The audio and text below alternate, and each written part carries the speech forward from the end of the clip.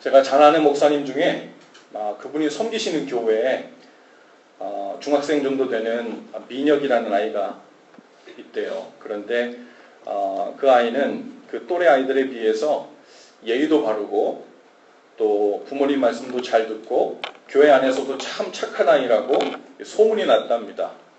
보는 분들마다 입에 침이 마르도록 칭찬을 한대요. 그래서 하루는 목사님께서 민혁이한테 이렇게 물어봤대요. 도대체 부모가 어떻게 아이를 교육했는지 궁금해서 이렇게 한번 물었답니다. 민혁아, 너는 어떻게 이렇게 말도 잘 듣고 순종도 잘하고 싹싹하고 그러니? 그랬더니 목사님, 저는 저희 엄마가 제게 항상 좋은 말을 많이 해주세요. 그래서 그런가 봐요. 그래? 너희 엄마가 무슨 좋은 말을 그렇게 많이 해주니? 하고 물었더니 네. 저희 엄마는 항상 제게 이렇게 말씀하세요. 민혁아, 좋은 말로 할 때 일어나라. 좋은 말로 할 때 양치하고 씻어라. 좋은 말로 할 때 빨리 와서 밥 먹어라. 좋은 말로 할 때 이불 정리, 책상 정리해라. 좋은 말로 할 때 인사 잘해라. 여러분도 부모님에게 좋은 말씀 많이 듣고 자랐죠? 아이들에게도 좋은 말 많이 해주고 계시죠? 오늘 본문 말씀에 보면 좋은 말로 이야기하는 아버지가 한 분 나와요. 근데 아무리 좋은 말로 해도 말을 잘 안 듣는 사람들이 있죠. 다른 집 아이가 아니라 바로 하나님 앞에서 우리들 모습이 그래요. 그렇죠? 성령님은 우리에게 늘 좋은 말로 하시잖아요. 협박성 있는 말이 아니라 좋은 말로 하시는데 우리보다 말을 잘 안 듣는 사람이 없는 것 같아요. 우리 옆에 자오문 한 번 더 인사하시면서 이렇게 한번 얘기해 보실까요? 우리 좋은 말로 할 때 잘합시다. 우리 좋은 말로 할 때 잘합시다. 이 아버지가 맏아들에게 좋은 말로 이렇게 말합니다. 오늘 포도원에 가서 일 좀 해라. 그러자 맏아들이 공손히 이렇게 대답하지요. 아버지, 가겠습니다. 왜 공손이라는 말을 제가 덧붙였냐면 아버지라는 호칭이 먼저 들어갔어요. 아버지, 제가 가겠습니다. 이 대답 속에는 물론 오늘 저의 할 일이 있지만 갑자기 오늘 가서 일하라고 하는 아버지의 말에 순종해서 제가 오늘 저의 일을 다 접어두고 아버지 말씀에 순종해서 포도원에 지금 당장 가겠다는 의미가 포함되어 있죠. 누가 봐도 그런 의미입니다. 그런데 대답만 하고 어떻게 했대요? 안 갔답니다. 자, 이제 아버지가 둘째 아들에게 가서 똑같이 말합니다. 오늘 포도원에 가서 일 좀 해라. 그러자 둘째는 용감해요. 그렇죠? 막내도 늘 용감하듯이 또 다 그렇진 않지만 많은 막내들이 버릇이 없어요. 그래서 아버지에게 이렇게 말합니다. 아버지라고 부르지도 않아요. 싫습니다. 용감하죠. 그런데 나중에 어떻게 했대요? 뉘우치고 포도원으로 돌아가 일을 했다는 이야기입니다. 예수님이 지금 이 비유를 누구한테 들고 있는 거냐면 대제사장들과 바리새인들에게 이야기하고 있는 거예요. 너희 생각에는 어떠하냐? 이 둘 중 누가 아버지의 뜻대로 하였느냐? 이렇게 묻고 있어요. 누가 아버지의 뜻대로 했어요? 둘째 아이가 아버지의 뜻대로 했다고 성경에 정답이 나와요. 그런데 누가 잘하고 누가 잘못했어요? 둘 다 잘못했죠. 맏아들은 대답만 하고 행동에 옮기지 않았으니 그릇된 행동을 했고 둘째는 아버지의 말에 무례하게 대답했으니 둘 다 잘못입니다. 둘 중에 하나는 옳고 또 다른 하나는 틀렸다는 말이 아니라 둘 다 옳지 못했고 틀렸죠. 근데 핵심은 둘 다 틀렸는데 그 나중에 뉘우치고 누가 돌이켰냐 거기에 달려있는 거예요. 예수님은 대제사장과 바리새인들이 마치 누구와 같다는 거예요? 맏아들과 같다는 거예요. 겉으로는 아버지를 공경하며 그 뜻을 잘 따른 것처럼 보입니다. 늘 아버지 아버지 여호와여 여호와여 주여 주여 부르는 자들이 바로 이 대제사장들과 바리새인들이에요. 하나님의 뜻 운운하면서 율법과 계명을 늘 갖고 나오는 자들이 이들입니다. 그들이 꼭 이 맏아들 같다는 거예요. 아버지 알겠습니다. 제가 그 뜻대로 하겠습니다 하고 정기적으로 모여서 예배하면서 입 바른 말들을 다 한다는 거죠. 그런데 그들의 삶에는 그 뜻대로, 아버지의 진짜 뜻대로 진실이 행하는 그 삶이 없다는 겁니다. 반면에 세리와 죄인들도 면목이 없기는 마찬가지죠. 그들의 삶에는 거룩한 아버지의 이름을 부르는 모양도 없어요. 신앙적인 삶의 모습이 전혀 없어요. 우리는 간혹 하나님께서 죄인들, 여기에 나오는 세리들과 창녀들로 대표되는 그 사람들을 편애하는 것처럼 보이지만 그렇지 않아요. 그들을 편애하시는 분이 하나님이 아니십니다. 무조건 죄 지은 사람들을 하나님께서 더 사랑하시는 것이 아니라 그들은 죄가 있기 때문에 하나님의 은혜를 구하며 나올 수 있는 더 유리한 상황에 있는 거예요. 그래서 하나님께 자기 죄를 고백하며 나오는 그 모습이 하나님 앞에 이 은혜를 입은 것이지 그것이 당당하거나 괜찮다거나 죄를 지을수록 은혜가 깊으니 우리는 마음 놓고 죄를 더 지어도 된다는, 성경에서도 그것을 우려해서 그런 말은 아니라고 계속 바울을 통해서 이야기하고 있지 않습니까? 그들이 세례 요한이 전한 예수 그리스도에 대한 복음을 듣고 이제라도 그 삶을 뉘우치고 따랐기 때문에 비록 뒤늦게 왔더라도 하나님 앞에 은혜 받은 자들, 다른 말로 하면 아버지의 뜻대로 행한 자들이라는 인정을 받았다는 거예요.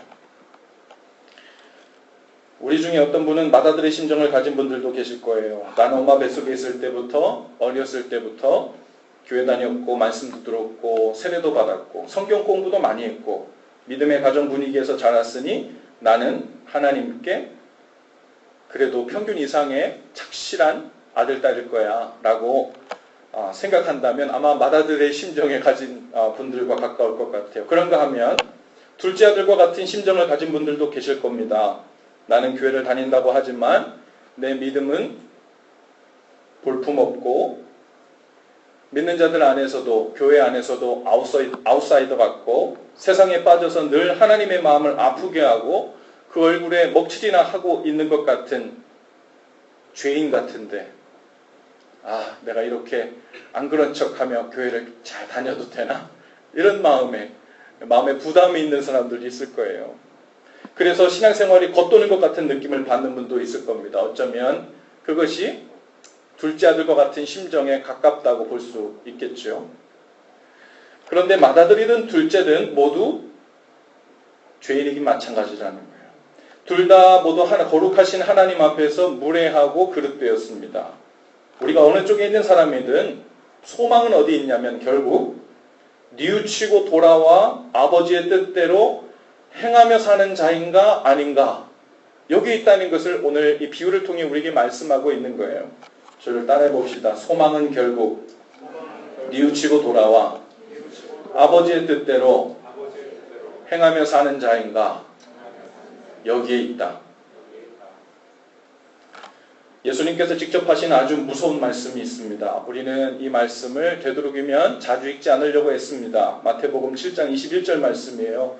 나더러 주여 주여 하는 자마다 천국에 다 들어갈 것이 아니요 다만 하늘에 계신 내 아버지의 뜻대로 행하는 자라야 들어가리라. 우리가 맏아들처럼 아무리 정중하게 아버지 주님 하고 큰 소리로 외쳐 불러도 그분의 뜻대로 행하지 않으면 아주 심각한 영적 질병에 걸려 있다는 겁니다. 사실상 믿는 자가 아니라고 말해도 무방할 정도입니다. 또 마태복음 7장 26절 27절에 보니까 나의 이 말을 듣고 행하지 아니하는 자는 그 집을 모래 위에 지은 어리석은 사람, 제가 조금 말씀을 바꾸면 그 집을 모래 위에 지은 맏아들 같으니 비가 내리고 창수가 나고 바람이 불어 그 집에 부딪힘에 무너져 그 무너짐이 심하니라, 이렇게 말씀하고 있어요. 우리는 지금까지 어쩌면 이런 질문 듣는 것을 좋아하고 또 대답하기를 좋아했는지 모릅니다. 이런 질문이에요.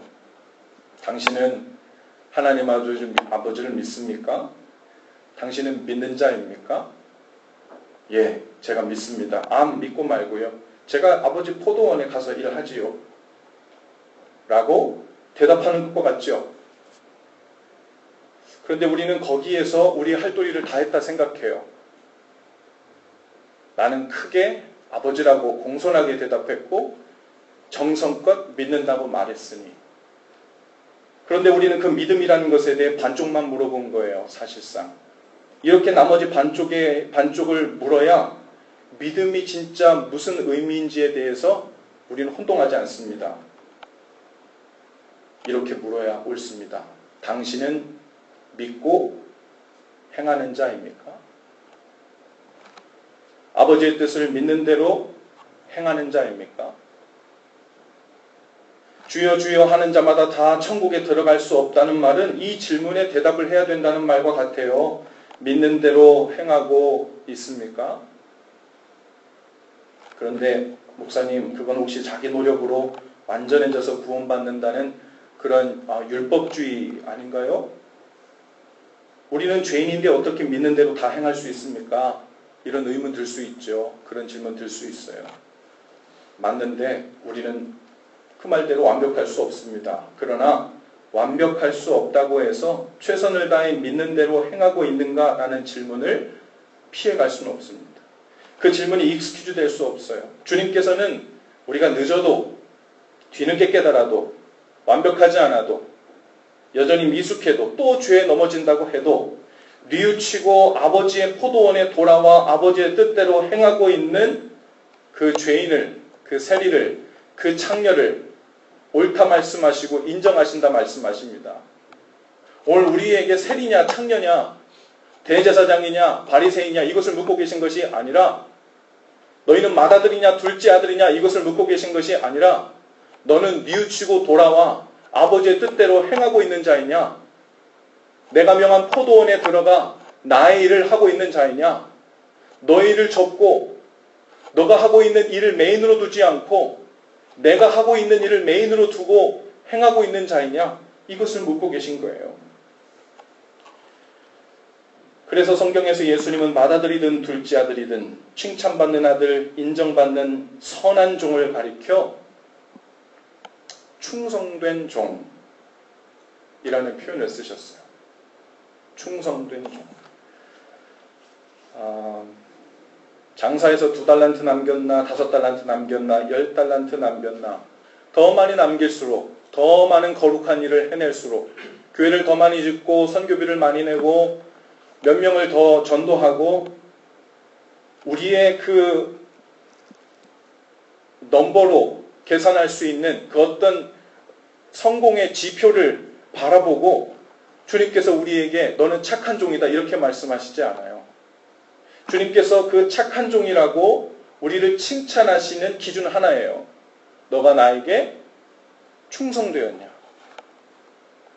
얼마를 남겼더라도 충성되게 아버지의 뜻을 행하고 있는 혹은 행한 자녀인가 그것만 기준으로 삼는다는 거예요. 그러니 우리는 하나님 앞에서 불공평하다 말할 게 없어요.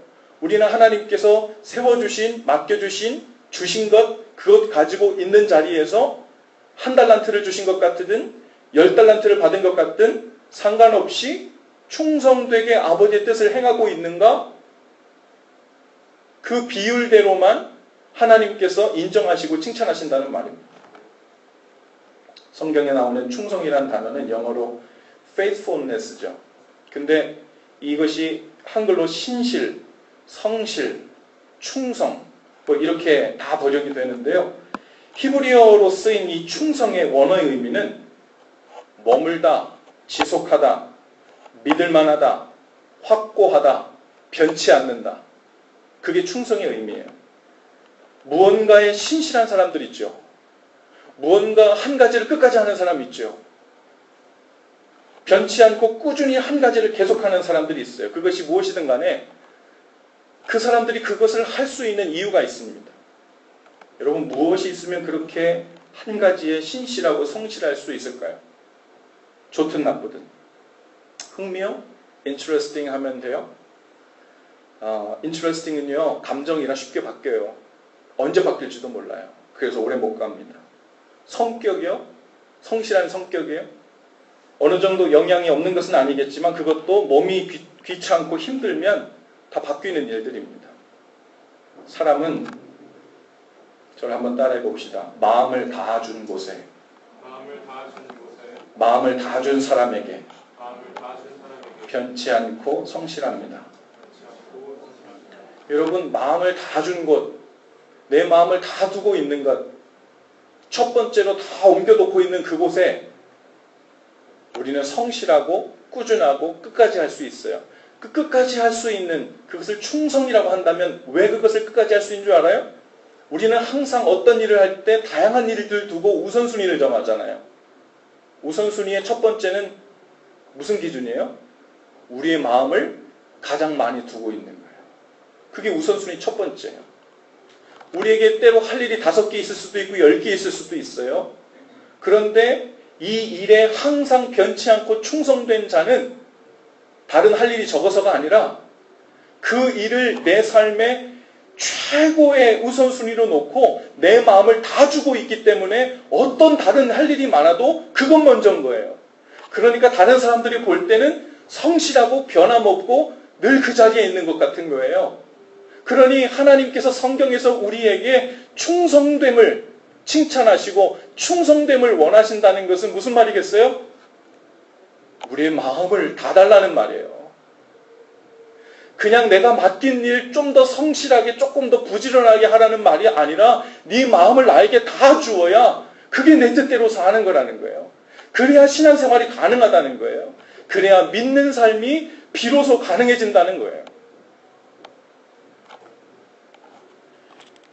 무언가를 오랫동안 지속하기가 쉽지 않지요. 우리 신앙생활 혹 이랬다 저랬다 하고 있습니다. 그 이유는 어쩌면 다른 것 아닐 수 있어요. 성격 탓도 아니고 먹고 살기에 바빠서도 아니에요. 주님을 온 마음 다해 사랑하는 마음이 어떤 이유에서든 나뉘었기 때문입니다. 주님께 마음을 다 드리고 살지 않기 때문에 주님이 자꾸 깜빡깜빡 되는 거예요.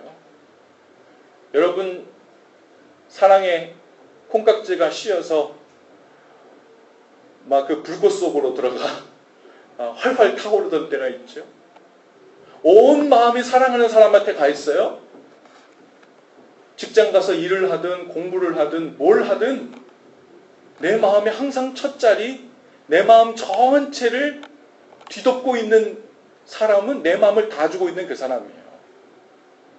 그리고 우리는 하나님 앞에 이런저런 변명으로 이야기할 수 없어요. 내가 하나님을 온 마음 다해 다 사랑하는데 제가 좀 정신이 없어서 그래요. 그렇게 얘기할 수 있을까요? 제가 요즘에 좀 더 바빠져서 그래요. 그렇게 얘기할 수 있을까요? 제가 요즘에 할 일들이 좀 많아서 그런 거예요. 그렇게 얘기할 수 있을까요? 보물이 있는 곳에 내 마음이 가게 되어 있다 라고 주님이 그렇게 말씀하세요. 그 말은 뭐예요?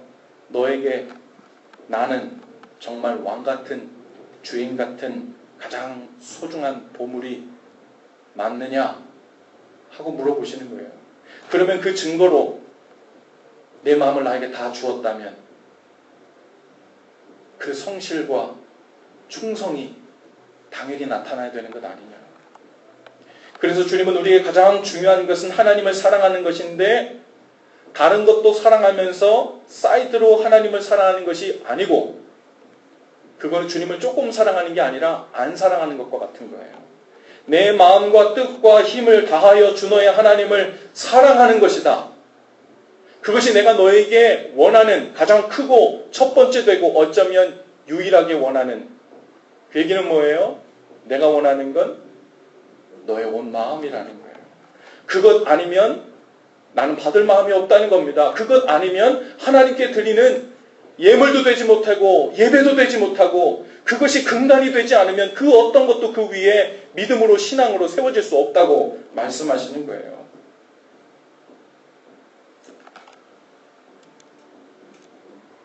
가끔 지인분들에게 이런 전화를 받아요. 보통 이민 1세 부모님들이 혼기가 늦어지는 자녀들을 걱정하면서 제게 가끔 이렇게 전화를 합니다.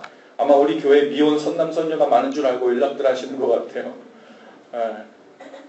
그리고서는 자기 자녀를 이렇게 소개합니다. 우리 아이는요, 직장도 번듯하고 공부도 많이 했고 성격도 착하고 정말 어디 나무랄 데가 없어요. 그리고 아메리카나이즈 되어가지고 예의도 얼마나 바른지 몰라요. 그런데 그냥 한 가지 조그만 흠이 하나 있는데 교회를 안 다녀요.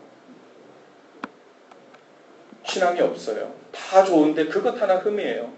그것도 좋은 처자 혹은 좋은 남편 만나면 해결되겠지요. 그 안타까운 마음 이해를 다 하면서도 제 속에 답답하고 끓어오는 마음이 있어요. 도대체 이 부모님은 뭐가 다 괜찮다는 건지, 뭐가 다 좋다는 건지. 그리스도인이 믿는 자들이 믿음으로 사는 것 빼면 뭐가 남아요? 아무것도 안 남는 거예요. 믿음으로 사는 삶 없이 나머지를 다 성공적으로 산들, 그것이 모래 위에 성을 짓는 것과 무엇이 다르겠어요? 돈 잘 벌고 직장 번듯하고 사회적으로 유명하고 유력한 위치에 올라가 살고 있으면 괜찮은 건가요? 물론 좋아요. 감사한 이야기예요. 그런데 우리는 태도를 좀 달리해야 합니다. 얼마나 시급하고 얼마나 중대한 문제가 스킵되었는지 심각하게 고려해야 돼요. 여러분, 노아 시대 때 어떤 일들이 있었어요? 생명이 달려있는 그 일을 가지고 하나님의 선지자가 되어서 노아가 그렇게 외치고 다니는데 사람들은 뭐하고 바빴대요? 시집가고 장가가는데 바빴대요. 좋은 집안과 결혼하고 인맥을 맺고 이 땅에서 유력한 자리를 잡고, 그래서 그들은 생각하기를 우리는 잘 살고 있어. 대부분의 문제는 다 해결되었어. 이제 하나님 믿는 그 신앙생활만 평균 이상쯤 되면 돼. 그런 마음이었을지 몰라요. 우리 믿는 자들이 우리 자녀들을 위해서 우리 기도하는 마음이 정말 달라져야 돼요. 다른 거 다 괜찮은 게 아니라 이것 안 되면 지금 다 잃고 시작하는구나. 그 마음으로 눈물 흘려 밤낮으로 기도해야 하죠. 나머지 중요한 것은 다 갖췄으니 이제 믿음만 갖추면 된다는 말이 있다면 우리는 성경과 거꾸로 가고 있는 거예요. 여러분, 오늘 저와 여러분의 마음에 어디에 가 있는지, 어디로 기울어져 있는지, 어디로 소풍 나가 있는지를 알아볼 수 있는 질문을 제가 한번 만들어 봤어요. 이 질문을 듣고 솔직하게 속으로 생각해 보세요. 대답해 보세요. 그러면 우리의 마음이 어디를 향하고 있는지, 무엇을 가장 소중하게 보물로 여기고 있는지가 드러날 것입니다. 자, 하나님께서 저와 여러분에게 한 가지만 주신다고 가정해 봅시다. 첫 번째, 주님을 변치 않고 사랑하는 마음. 두 번째, 써도 줄지 않는 통장 잔고. 세 번째, 세상 누구도 부러워할 만한 외모. 네 번째, 나의 자식들이 세상에서 최고의 성공을 거두는 것. 제가 더 많이 나열할 수 있지만, 그런데 여기에 전제가 붙습니다. 너희들이 구한 것 한 가지는 확실하게 구한 대로 주고, 나머지 세 개는 너희가 구하지 않았어도 내가 세상 사람들에게 주고 있는 평균 이상만큼의 것을 동시에 준다. 여러분은 이 네 개 중에 무엇을 첫 번째로 소원을 삼아 하나님께 달라고 하고 싶습니까? 속으로 한번 대답해 보세요. 그것이 우리 마음이 어디에 있는지를 보여주는 거예요. 나머지가 어느 정도 괜찮다면 그래도 내가 원하는 것은 어디에 있는가? 그게 우리의 마음을 다 주고 있는 것이에요. 주님께 마음을 다 드리지 않고는 충성된 종으로 살 수 없어요. 변치 않는 사랑을 드릴 수 없어요. 믿는 자로 그 뜻대로 행하며 살 수 없습니다. 예수님이 바리새인과 대제사장들에게 물었듯이 성령님이 오늘 우리에게 이렇게 묻는다. 가정해 봅시다. 너희 생각에는 어떠하냐?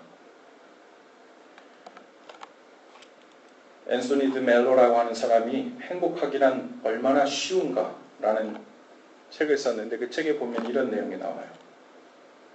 솔로몬처럼 하나님 앞에 한 가지만 구하라고 그러는데 도대체 뭐를 구하면 행복하게 될지 아무리 생각해도 생각이 안 나는 거예요. 그래서 하나님께 이렇게 구합니다. 하나님, 머리가 복잡해서 정말 행복해지기 위해서 무엇을 구해야 할지 잘 모르겠어요. 하나님께서 제게 가르쳐 주실 수 있으십니까? 하고 하나님 물었더니 하나님께서 웃으시면서 이렇게 대답하십니다. 좋다. 네가 무엇을 소원하면 좋을지 말해주마.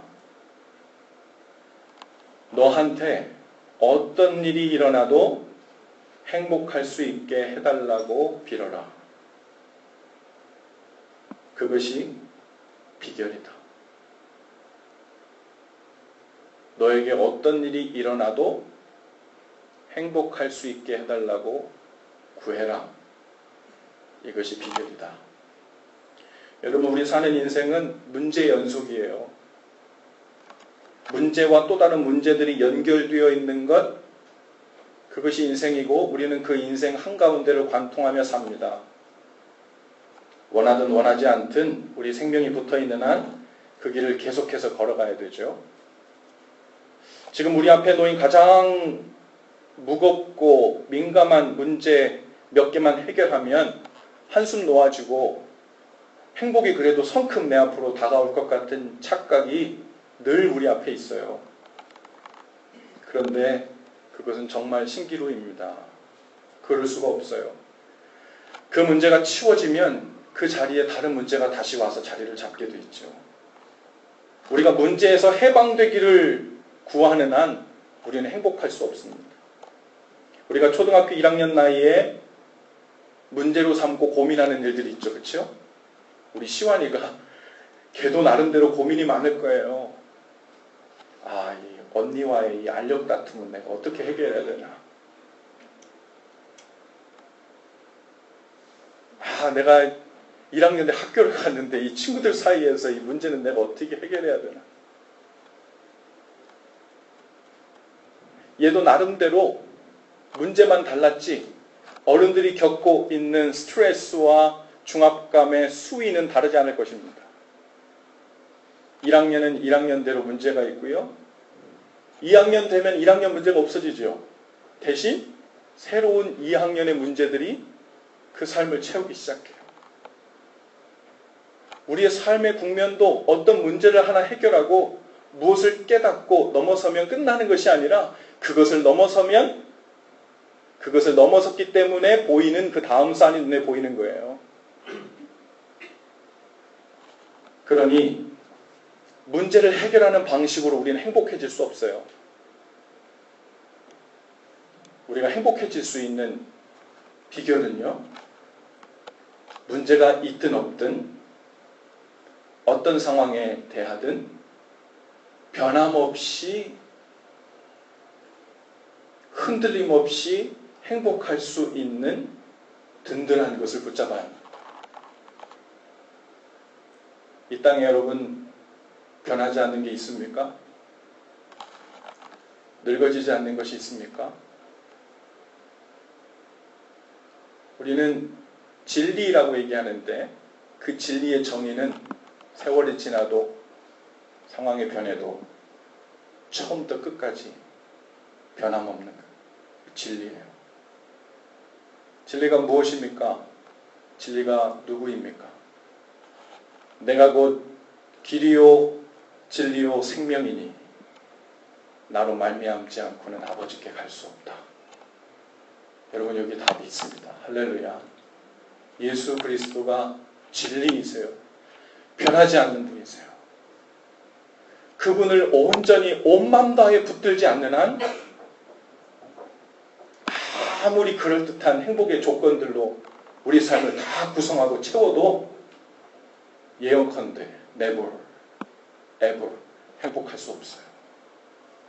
문제 몇 개 눈앞에 있는 거 성급하게 다가가 그거 치운다고 우리 삶을 위태롭게 만드는 그 근본적인 문제가 해결되지 않아요. 제가 여러분께 이런 제안을 해봅니다. 베드로가 예수님을 만나고 배와 그물과 나머지를 다 버려두고 예수님을 쫓았다 그랬어요. 우리는 마치 어떻게 신앙생활 하려고 하는 줄 알아요? 베드로가 예수님 만난 후에 예수님께서 주신 복으로 날마다 여전히 어부잡이를 하는 거예요. 그러면서 내 삶을 윤택하고 풍성하게 살 만한 근간을 만듭니다. 그리고 일주일에 한 번씩 예수님을 만나러 가서 가르침을 들어요. 그리고 그때 받은 것으로 내 삶의 부분적인 부분이 문제가 해결되고 고민하던 일들이 풀리고 하나님을 구했던 것들이 기도응답 받는 걸로 만족하며 사는 거예요. 여러분이 가지고 있는 두려움, 우리가 가지고 있는 불안함, 그것을 일시에 다 잠재울 수 있는 방법은 한 가지밖에 없어요. 주님을 사랑하는 우리의 마음이 나뉘지 않고 그 온 마음을 하나님께 다 드리는 거예요. 할렐루야. 그 다 드리는 거예요. 여러분 그거 다 드리고 나면 좀 나눠가지고 그 여력으로 이런 문제들도 좀 테이크케어하고 매니지도 하고 해야 되는 것 아니에요? 그런 생각이 있을지 모르지만 그 생각 때문에 염려와 불안함으로 마음이 쪼개지는 거예요.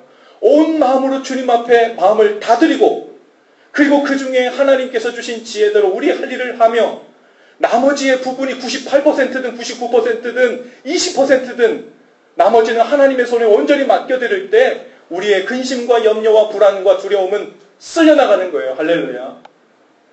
여러분 그 신앙의 비밀이, 그 행복의 비밀이 저와 여러분의 것이 될 수 있기를 바랍니다. 그러려면 뭐 해야 된다고요? 마음을 다 드려야 돼요. 그래서 주님이 오늘 우리에게 충성을 요구하십니다. 착하고 충성된 종아 라고 부르실 때는 너 나에게 마음을 다 주고 살았느냐? 그리고 내가 너의 문제를 테이크케어 할 수 있도록 너는 나만 바라고 왔느냐? 이거 물으시는 거예요. 그거 잘했으면 착하고 충성된 종이고 상 받을 만하고 내가 아무리 하나님 제가 밸런스를 잡으면서 이 일 저 일 다 해보려고 동분서주하다가 애쓰느라고 최대한 마음을 짜내서 주님께 시간을 내고 마음을 내어주려고 했는데 제가 50% 정도밖에 주님께 마음을 못 줬어요. 주님께서 과연 착하고 충성된 종이라 하실까요? 그거는 내 것을 주는 게 아니에요. 그 마음을 다 달라고 하는 것은 우리를 행복하게 하시기 위함이에요. 두려움과 불안함에서 우리를 해방시키기 위함입니다. 오늘 베드로의 고백처럼 주는 그리스도시요 살아계신 하나님의 아들입니다. 이것이 오늘 우리의 진실한 고백이 될 수 있기를 바랍니다.